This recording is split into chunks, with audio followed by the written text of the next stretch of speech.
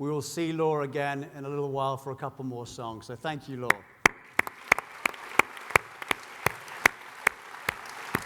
And as Law said, that song was actually written by Sir Bob Geldof. So one for Desmond last year, one for Bob this year. The next speaker and final speaker needs absolutely no introduction. It's been done so well to date. He is Africa's great statesman. He is probably the first person in the world who showed that you could actually resolve conflict through peace and through forgiveness. He is a giant in the world, and he is a man who has a giant heart, Archbishop Desmond Tutu.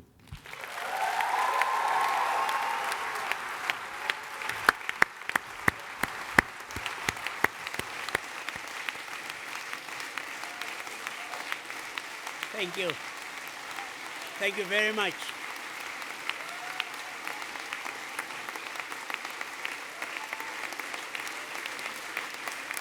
How long am I supposed to speak? It's only a few words. Thank you. Please sit. Thank you for your very, very warm, kind welcome. It makes up for all the nasty things that Bob Geldof gets to say.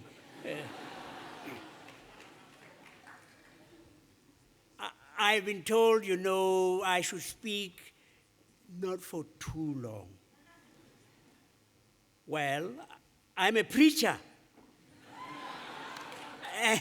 And have you ever seen a preacher in front of a podium with a captive audience? You are looking for a miracle. There's a story of a little girl who went to church with her mommy. In the church, there was a red lamp over the altar. And the preacher, as preachers tend to do, went on for a long time. And the little girl turned to her mommy and said, "Mommy, when it turns green, can we go home?" I'm not going to try doing any of that. I just want to say to you, it's an incredible privilege for me, who am less young, to be here with you, to be here with these fantastic people. I mean, when I try to be modest and let some of these names, name dropping. The other day when I was with the Crown Prince,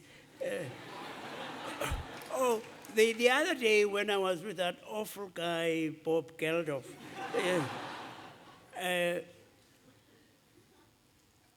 they are amazing young people. And this is why it is such a great privilege for me, an oldie, to be here, to address you. For you might not be aware of it. You are fantastic, amazing creatures. You belong to that group that is amongst God's best collaborators, God's best partners, God's best fellow workers. Have you noticed? How God has quite frequently used young people. You remember someone called Joseph, last born, supposed to be unimportant, was the one who helped save his people from famine. You remember someone called David, who fought a Goliath and saved his people from a tyranny? You remember a guy who said to God, "Oh, God, you can't be serious, God. You want me to be what? A prophet? Oh, God, please, no, man, no. Jeremiah. And you remember that young girl. Knock, knock. Who's there? Gabriel. Gabriel who? Gabriel the archangel. Hello, Mary. Hello. Mary. Yes. God wants you to be the mother of God's son. What? You know, in this village, you can't scratch yourself without everybody knowing about it. And you want me to be what? An unmarried mother. She would have said, sorry. I'm a decent girl, try next door. She didn't, of course, she didn't. And you just think of all of those people. A Francis. And then you go on and you think of the young people especially who were involved in demonstrations against the Vietnam War and forced their country, America, to get out of Vietnam. And just think of some of those kids in South Africa who decided they'd had enough and stood up against the injustice of apartheid. And then just think of all of these wonderful people around the world who supported our anti-apartheid struggle. Most of them, not exclusively, but most of them were young people. Fantastic. Fantastic. And just think now. Just think of what young people have done in Egypt, in Tunisia, in Libya. Eh? Just think. Just think. Just think of young people like Bob Geldof. Eh? I mean, he raises huge amounts. I mean, just recently, he raised over 100 million for the people of Somalia. Eh?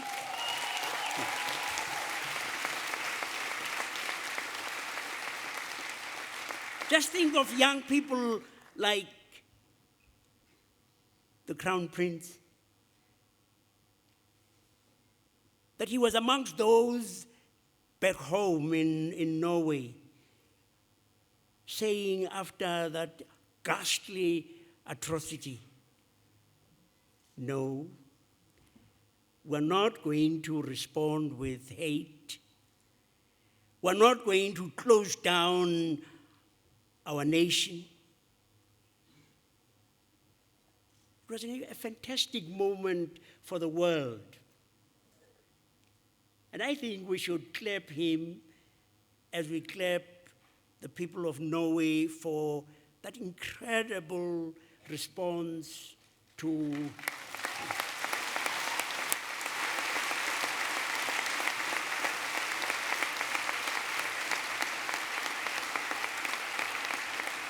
So you see, you are remarkable. Because you dream and you dream God's dream. Because God's dream is one day you and I and all of us will wake up to the fact that, hey, we're actually family. In fact, I mean, I don't want to be too proud of the fact, but actually, you are all Africans.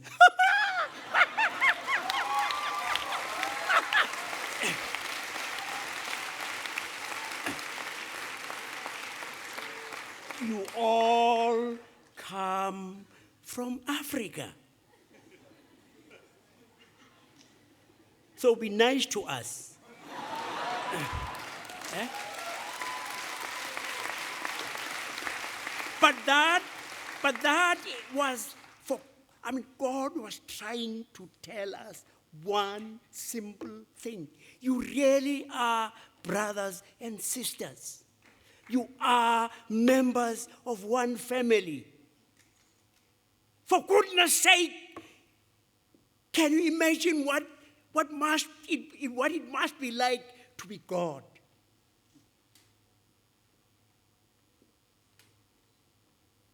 Looking down, and God sees the things that God's children do to other of God's children.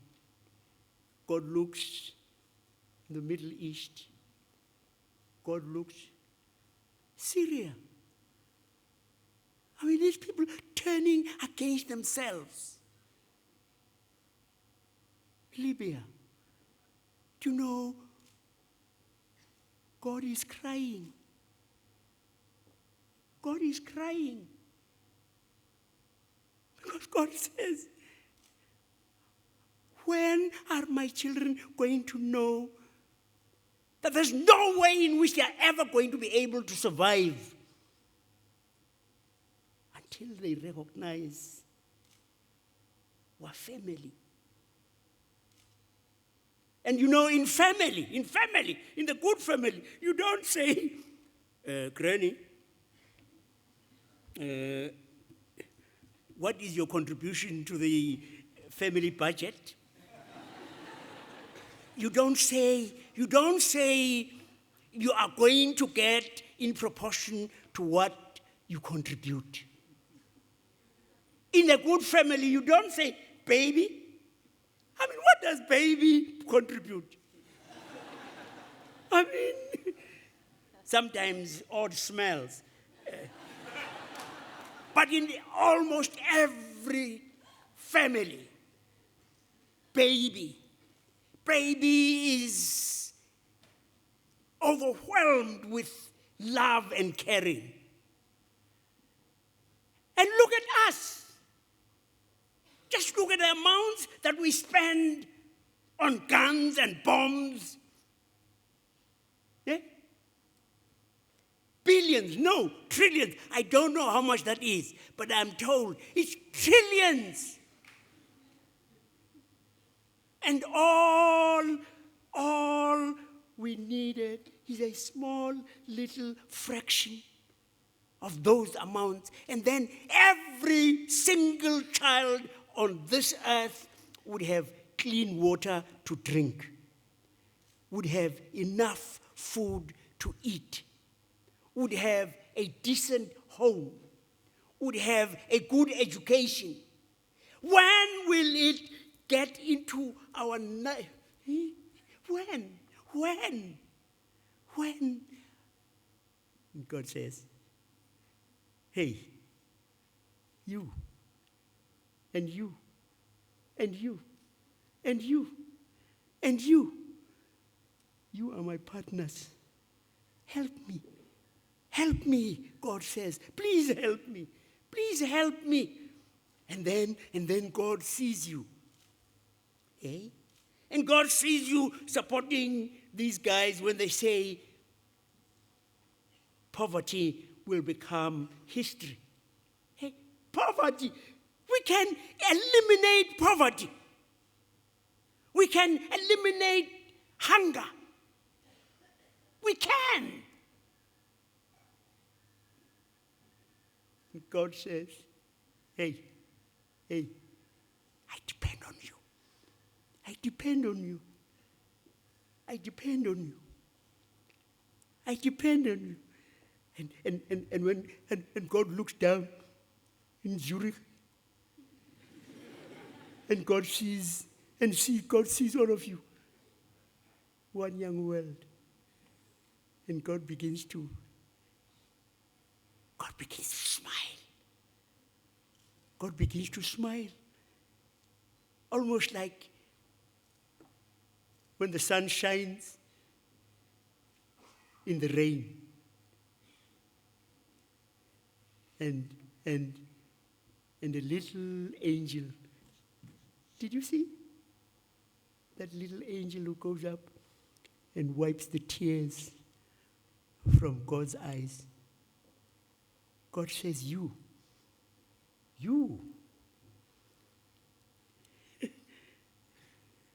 It is in your hands.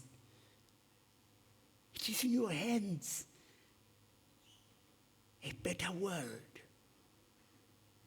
A world where there is no hunger. A world where people don't go to bed hungry. A world in which children don't die of preventable disease.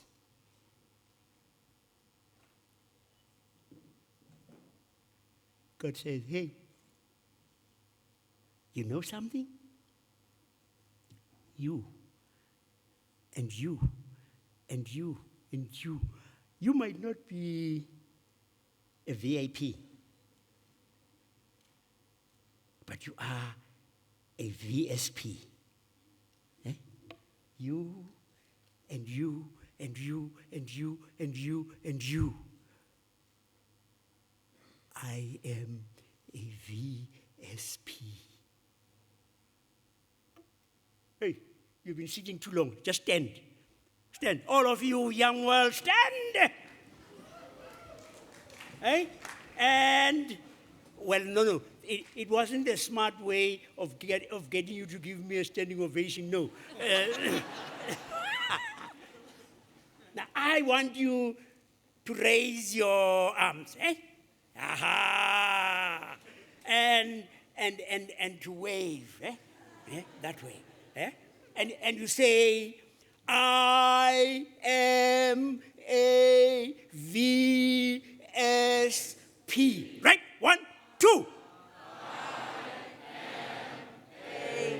VSP. I shut up, man. I am the, hey. I am the conductor. Eh? The first time you say, I am a VSP. The second time you say, I am a very special person. Right? 1. Right? Here we go. Right?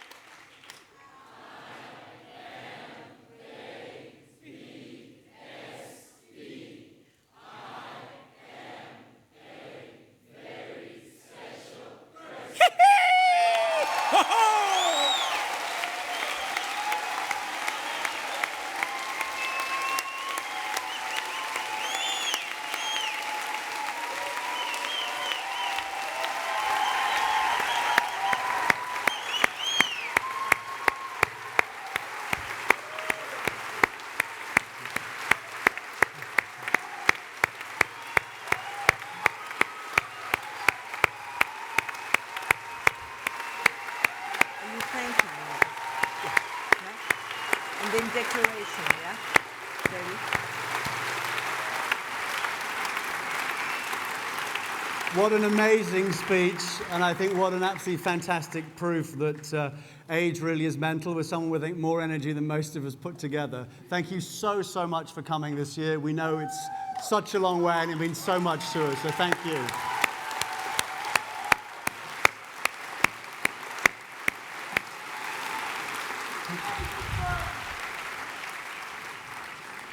Now, to end the opening ceremony, Laura's going to perform again for you with the song that she's specially written and recorded for One Young World. But before that, together and with all the councillors, we'd like to make the declaration of the opening ceremony of One Young World. So if you repeat the lines after me, those of you here last year will remember it. I'll ask the councillors please to stand. It should be on the screen behind us, which is, actually, yes, it's down here. It's down here on the teleprompter. Here you go. Seamless, Okay. seamless. Line by line. So, Lots of noise. You after ready three to go? together. 1, 2, 3. One world. One future. Our destiny to make this world a better place for each other. Let us begin.